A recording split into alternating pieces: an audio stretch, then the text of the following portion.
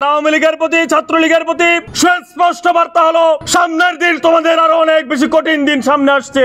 2000 শহীদের রক্ত তোমাদের গায়ে লেগে থাকার পরও যে পরিমাণ সুখে আছো, হানিমুন পিরিয়ডে আছো, বাংলাদেশের জাতীয় নির্বাচন হয়ে যাওয়ার পর তোমাদের অবস্থা কি হবে আল্লাহই জানে। এর মধ্যে একটি গুরুত্বপূর্ণ এলাকায় তারা একটি ব্যানার টাঙিয়ে দিয়েছে।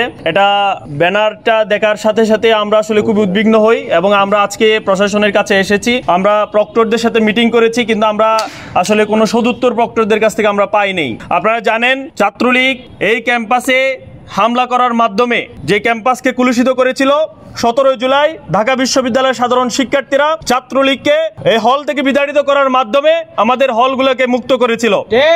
আজকে আমাদের যে মুক্তাঙ্গন, সেখানে যে নিষিদ্ধ ঘোষিত ছাত্রলীগের যে আনাগোনা, সেটি আমাদেরকে বারবার ব্যথিত করছে।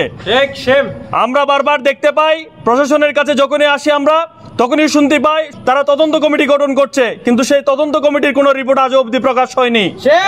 ঢাকা বিশ্ববিদ্যালয়ের রেজিস্ট্রার বিল্ডিং এ প্রশাসনিক ভবনে যে 50 জন অফিসার কর্মকর্তা শেখ হাসিনার পক্ষে 3 আগস্ট মিছিল করেছে, আমার বিশ্ববিদ্যালয় প্রশাসন এখনো পর্যন্ত তাদের কোনো বিচার করতে পারেনি।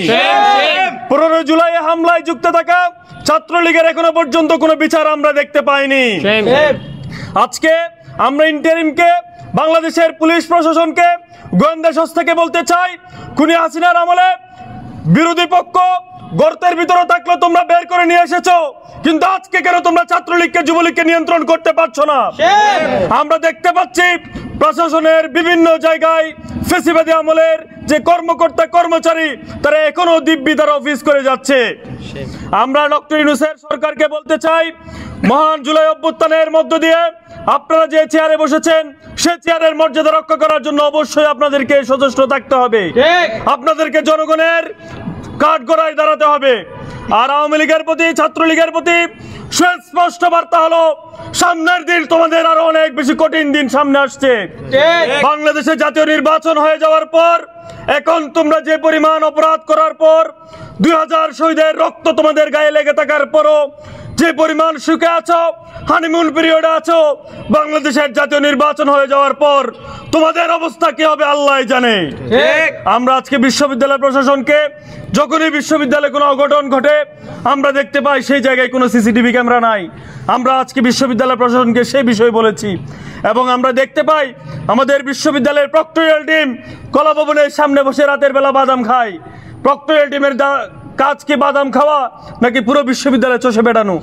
সেই প্রশ্ন আজকে আমরা বিশ্ববিদ্যালয় প্রশাসনের কাছে রেখেছি।